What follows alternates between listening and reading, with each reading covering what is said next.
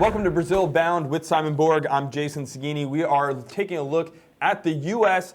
2-0 loss to Ukraine in Cyprus on Wednesday. And Simon, you said it on Tuesday that this roster was not right. So when you look at the result, it didn't go very well for Jurgen Klinsmann on the field. What did he learn from this game? Well, I'm glad we went all the way to Cyprus, Jason, and to see Clint Dempsey play D-mid. I mean, that was a very important experiment. We needed to see that. And I'm disappointed we didn't see Alfredo Morales or Will Packwood. I mean, what did we go to Cyprus for? I mean, honestly, look, this was a disastrous game for the U.S. I have not seen a more disappointing performance by the U.S. I can't think of one in years even.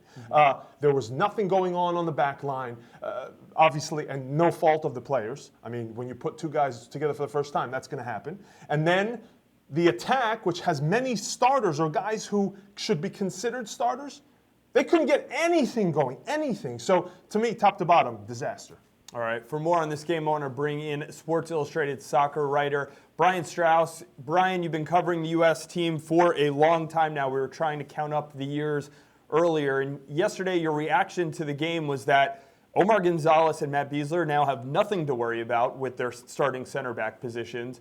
And there seemed to be a narrative coming out of Cyprus that Jurgen Klinsmann needs the MLS guys. And I'm curious, when you look at it right now, do the U.S. World Cup hopes hinge on these MLS guys?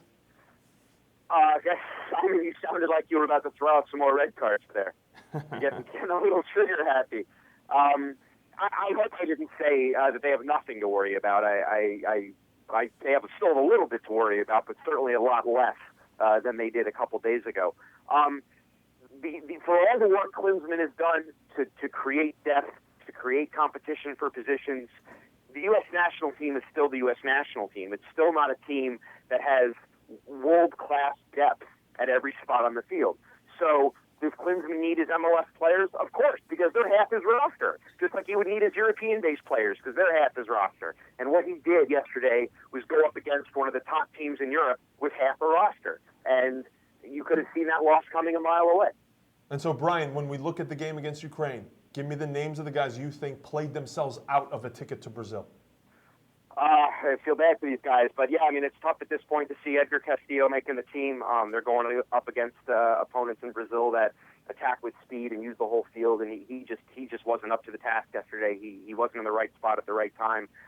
Looks like time's run out on Iguchi and Yewu. No point in bringing perhaps a guy nearing the end of his career to a World Cup.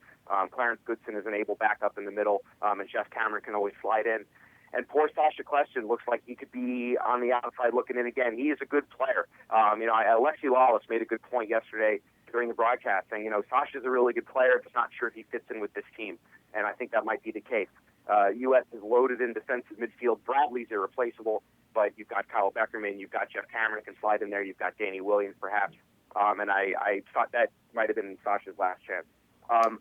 Really, these guys who are going to Brazil who are out of form. Dempsey, Altidore, huge names, the core of Klinsmann's attack. He has said as much. These guys have scored a combined 4 goals in the past 6 months. They've got to get on track, and time's running out. They looked too languid yesterday. There were a couple moments in the second half. There was some nice combination play, but simply not enough. They each had chances to put on frame. They both missed them. These guys have got to get on track, and there's only basically 3 friendlies left in May and June to do it. So I think that's a much bigger concern right now for Klinsmann than perhaps tour players 18 to 23 on the roster. All right, attention moves now to the start of the MLS season. Clint Dempsey could be in action for the Seattle Sounders on Saturday. Him getting on the field and getting some goals, getting some solid playing time will be important for Jurgen Klinsmann and his men. Brian, thank you very much for joining us here on Brazil Bound. And don't forget, you can stay tuned to MLSsoccer.com for continuing coverage of the U.S. national team's march to Brazil.